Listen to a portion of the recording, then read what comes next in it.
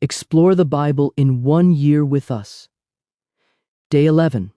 Genesis 11, John 11, and Psalm 17. Presented by Mount Vernon Wilderness House Gathering. Genesis chapter 11. New King James Version.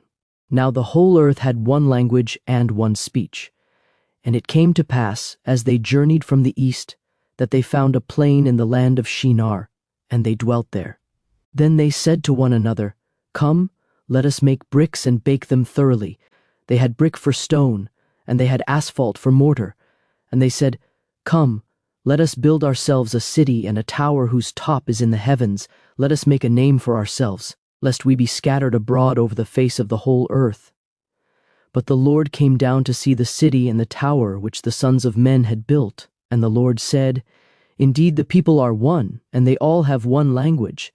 And this is what they begin to do. Now nothing that they propose to do will be withheld from them. Come, let us go down and there confuse their language, that they may not understand one another's speech. So the Lord scattered them abroad from there over the face of all the earth, and they ceased building the city. Therefore its name is called Babel, because there the Lord confused the language of all the earth, and from there the Lord scattered them abroad over the face of all the earth. This is the genealogy of Shem. Shem was 100 years old, and begot Arphaxad 2 years after the flood. After he begot Arphaxad, Shem lived 500 years, and begot sons and daughters. Arphaxad lived 35 years, and begot Salah. After he begot Salah, Arphaxad lived 403 years, and begot sons and daughters. Salah lived 30 years, and begot Eber. After he begot Eber, Salah lived 403 years, and begot sons and daughters. Eber lived 34 years, and begot Peleg. After he begot Peleg, Eber lived 430 years, and begot sons and daughters. Peleg lived 30 years, and begot Reu. After he begot Reu, Peleg lived 209 years, and begot sons and daughters. Reu lived 32 years, and begot Serug. After he begot Serug, Reu lived 207 years, and begot sons and daughters. Serug lived 30 years, and begot Nahor. After he begot Nahor, Serug lived 200 years, and begot sons and daughters. Nahor lived 29 years, and begot Terah. After he begot Terah, Nahor lived 119 years, and begot sons and daughters. Now Terah lived 70 years, and begot Abram, Nahor, and Haran. This is the genealogy of Terah. Terah begot Abram, Nahor, and Haran. Haran begot Lot, and Haran died before his father Terah in his native land in Ur of the Chaldeans. Then Abram and Nahor took wives. The name of Abram's wife was Sarai, and the name of Nahor's wife, Milcah, the daughter of Haran the father of Milcah, and the father of Iscah. But Sarai was barren, she had no child. And Terah took his son Abram, and his grandson Lot the son of Haran, and his daughter-in-law Sarai his son Abram's wife, and they went out with them from Ur of the Chaldeans to go to the land of Canaan, and they came to Haran and dwelt there. So the days of Terah were 205 years, and Terah died in Haran. John chapter 11. New King James Version. Now a certain man was sick, Lazarus of Bethany, the town of Mary and her sister Martha. It was that Mary who anointed the Lord with fragrant oil and wiped his feet with her hair, whose brother Lazarus was sick. Therefore the sisters sent to him, saying, Lord, behold, he whom you love is sick. When Jesus heard that, he said, This sickness is not unto death, but for the glory of God, that the Son of God may be glorified through it. Now Jesus loved Martha and her sister and Lazarus. So, when he heard that he was sick, he stayed 2 more days in the place where he was. Then after this he said to the disciples, Let us go to Judea again. The disciples said to him, Rabbi, lately the Jews sought to stone you, and are you going there again? Jesus answered, Are there not 12 hours in the day? If anyone walks in the day, he does not stumble, because he sees the light of this world. But if one walks in the night, he stumbles, because the light is not in him. These things he said, and after that he said to them, Our friend Lazarus sleeps, but I go that I may wake him up.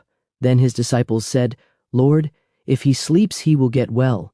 However, Jesus spoke of his death, But they thought that he was speaking about taking rest in sleep. Then Jesus said to them plainly, "Lazarus is dead, and I am glad for your sakes that I was not there, that you may believe. Nevertheless, let us go to him." Then Thomas, who is called the twin, said to his fellow disciples, "Let us also go, that we may die with him." So when Jesus came, he found that he had already been in the tomb 4 days. Now Bethany was near Jerusalem, about 2 miles away, and many of the Jews had joined the women around Martha and Mary to comfort them concerning their brother. Then Martha, as soon as she heard that Jesus was coming, went and met him, but Mary was sitting in the house now. Martha said to Jesus, "Lord, if you had been here, my brother would not have died. But even now I know that whatever you ask of God, God will give you." Jesus said to her, "Your brother will rise again." Martha said to him, "I know that he will rise again in the resurrection at the last day." Jesus said to her, "I am the resurrection and the life. He who believes in me, though he may die, he shall live, and whoever lives and believes in me shall never die. Do you believe this?" She said to him, "Yes, Lord, I believe that you are the Christ, the Son of God, who is to come into the world." And when she had said these things, she went her way and secretly called Mary her sister, saying, "The teacher has come and is calling for you." As soon as she heard that, she arose quickly and came to him. Now Jesus had not yet come into the town, but was in the place where Martha met him. Then the Jews who were with her in the house and comforting her, when they saw that Mary rose up quickly and went out, followed her, saying, "She is going to the tomb to weep there." Then, when Mary came where Jesus was and saw him, she fell down at his feet, saying to him, "Lord, if you had been here, my brother would not have died." Therefore, when Jesus saw her weeping, and the Jews who came with her weeping, he groaned in the spirit and was troubled. And he said, "Where have you laid him?" They said to him, "Lord, come and see." Jesus wept. Then the Jews said, "See how he loved him." And some of them said, "Could not this man who opened the eyes of the blind also have kept this man from dying?" Then Jesus, again groaning in himself, came to the tomb. It was a cave, and a stone lay against it. Jesus said, "Take away the stone." Martha, the sister of him who was dead, said to him, "Lord, by this time there is a stench, for he has been dead 4 days." Jesus said to her, "Did I not say to you that if you would believe, you would see the glory of God?"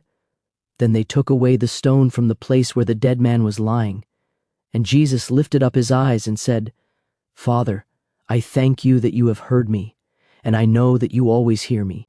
But because of the people who are standing by, I said this, that they may believe that you sent me." Now when he had said these things, he cried with a loud voice, "Lazarus, come forth!" And he who had died came out, bound hand and foot with grave clothes, and his face was wrapped with a cloth. Jesus said to them, "Loose him, and let him go." Then many of the Jews who had come to Mary and had seen the things Jesus did believed in him. But some of them went away to the Pharisees and told them the things Jesus did.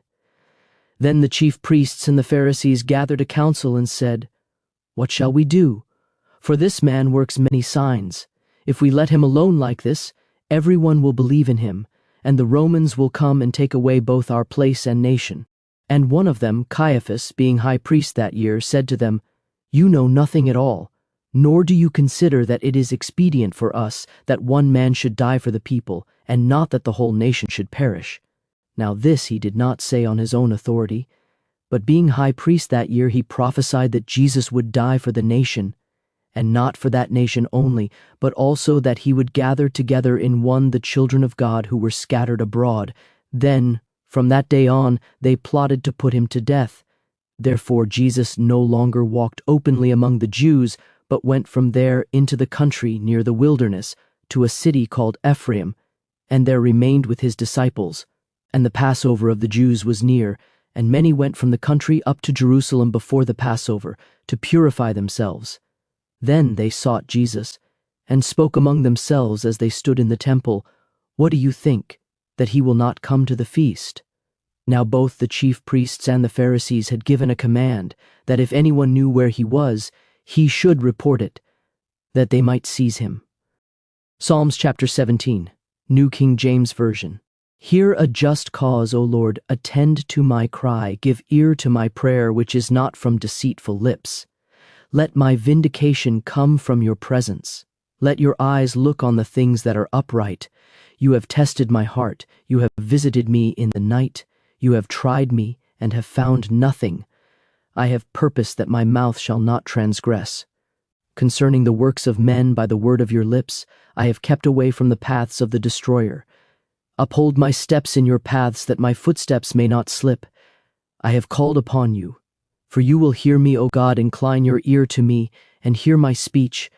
Show your marvelous loving kindness by your right hand, O you who save those who trust in you from those who rise up against them. Keep me as the apple of your eye. Hide me under the shadow of your wings, from the wicked who oppress me, from my deadly enemies who surround me. They have closed up their fat hearts. With their mouths they speak proudly. They have now surrounded us in our steps. They have set their eyes, crouching down to the earth, as a lion is eager to tear his prey, and like a young lion lurking in secret places.